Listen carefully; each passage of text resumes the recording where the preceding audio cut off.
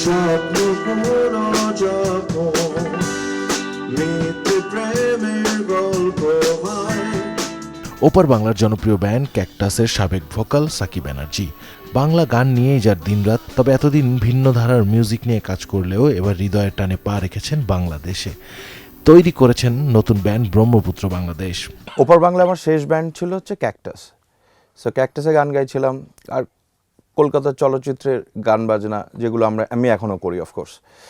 তো সেটার পর কি হচ্ছে, ক্যাকটাসের পর আমি চেয়েছি যে এমন একটা জায়গায় বাংলা রক বা বাংলা রক সঙ্গীত যেটা আমরা ছোটোবেলা থেকে বাংলাদেশে শুনেছি এবং সেটা কলকাতা বা পশ্চিমবঙ্গের অনেকটাই আগে শুরু হয়েছিল।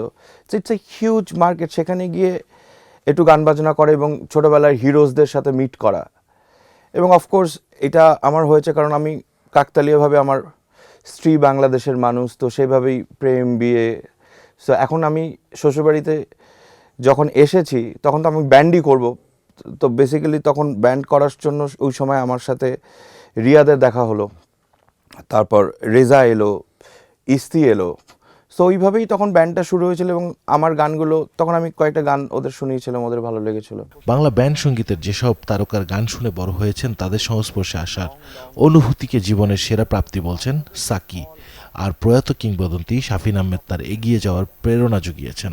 মাইলস আমার খুব পছন্দের ব্যান্ড এবং আমি যে বেস বাজিয়ে গাই সেটার অন্যতম কারণ আমার ব্যান্ডে বেস প্লেয়ার ছিল না এবং শাফিন ভাইয়ের কাছে রেজা যখন নিয়ে গেল তখন শাফিন ভাই gave me that authority and that power and that confidence যে ওয়াই ডোন্ট ইউ প্লে, তুমি বাজাও, প্রক্সি দিচ্ছ কেন, সিরিয়াসলি বাজাও, তুমি পারবে।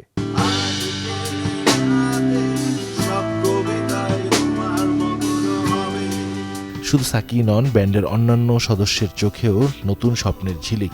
ঘর তো একটাই থাকে মানুষের, তা আমার ব্রহ্মপুত্রটা হচ্ছে ঘর। ব্যান্ডের ভালো দিকটা যখন সবাই চিন্তা করে তখন আমার আসলে ম্যানেজ করতে ওদেরকে কোনো কষ্ট হয় না।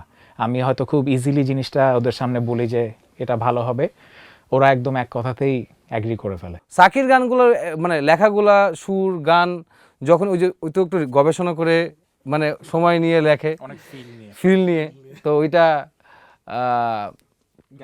শুনলেই মনে হয় যে এটা তো আসলে খুবই আরামদায়ক আর কি। তাদের বিশ্বাস এই ব্যান্ড শুধু গাইবে না, বহন করবে দুই বাংলার আবেগ আর ভালোবাসা।